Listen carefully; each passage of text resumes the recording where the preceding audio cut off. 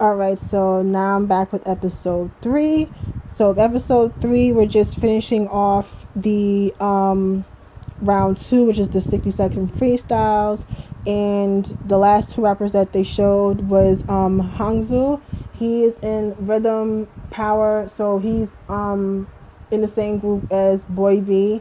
Um, he had gotten an all pass, and Sleepy was like the last person they showed for the 6 second freestyle. So Sleepy is from the group Untouchables. You may not know who he is because the group is on TS Entertainment, but they do not really come back often. Like you thought that Secret was bad, but seriously, I think their last comeback was like a couple years ago. But Sleepy has done some solo stuff. He did that body lotion with Jungkook. Most people know him now for doing variety shows. And we all know he's like best friends with Jungkook. And he was on We Got Married with Gucci. I think the show is still on. I'm not sure because I don't really keep up with We Got Married like that. But I know he was on there with her. So most people now know him on variety. But he was mostly known as a rapper, but he passed as well. So we're done with round 2. So round 3 is the one-on-one battles. So this year they changed it up. So basically, after round 2 was done, all the rappers that passed or was able to move on, they did a evaluation of everyone's freestyle. So each rapper gets to choose up to 10 people who they could beat. And so when the person gets called, so like they have a list of everyone's names, and the host of the show picks a name at random, and they pick that random name, and the person finds out their ranking. So at this point it's 70 rappers.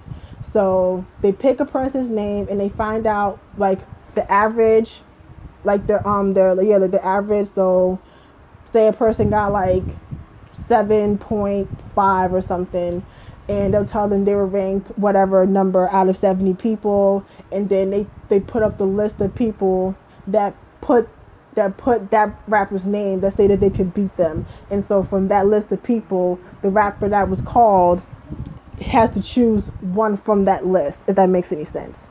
So like I said, it's definitely different because the years before it was just the host would pick a name at random, and then that rapper would pick someone. That was just basically it. So right now we're just doing some of the first one-on-one battles. So the first the first battle that I think they showed was, what was the first one they showed? If I'm not mistaken, it was Michael Dot versus Maniac. I guess Michael Dot was reasoning to pick Maniac was because he is not familiar with Maniac, and he figured he can probably send him home, just like how he did BY in season 4, where like not that many people knew who BY was at the time, and he ended up sending BY home season 4. So he figured he could do it again, but he ended up going home. So Maniac ended up winning that round. After that, who's next? I'm trying to think who's next. I think next is like P-Type and Digiri. I know I'm terrible with these damn names, so especially with these rapper names. So you just know I'm gonna fuck these names up. But anyways, basically first generation versus first generation. So they go up against each other, and P-Top ends up winning. And then after that, I think it's Kilograms versus Kyungjun, and Kilograms wins the battle. And then next is Tino versus Ness. Ness wins.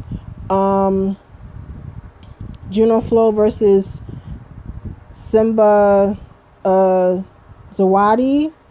Okay. Of course, Juno Flow wins.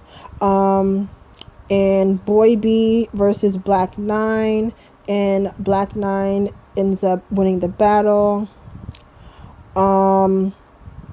And we have Juan J versus Ignito. So basically, the two dark rappers go up against each other, and Juan J ends up winning.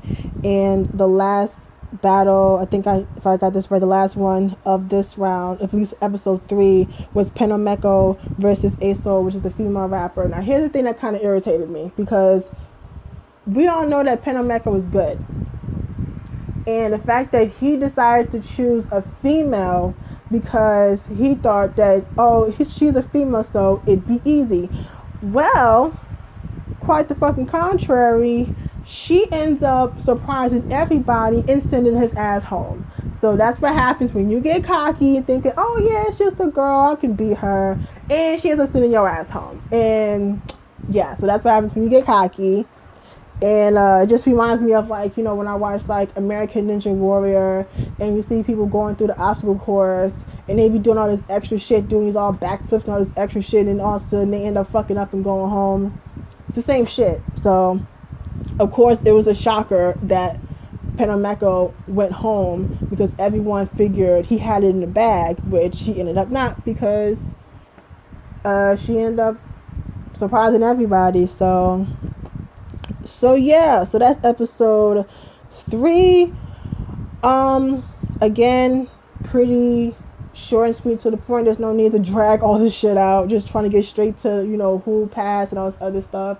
So I am done with episode 3. So episode 4, I think we're going to finish the one-on-one battles, and I think episode 4 is also when they do the producers performance. And I think after that is when they do the cipher. I'm not 100% sure, but I'll see when I go watch episode 4. So I'm trying to catch up and trying to upload all these at once. So you're going to get episodes 2, 3, and 4 today.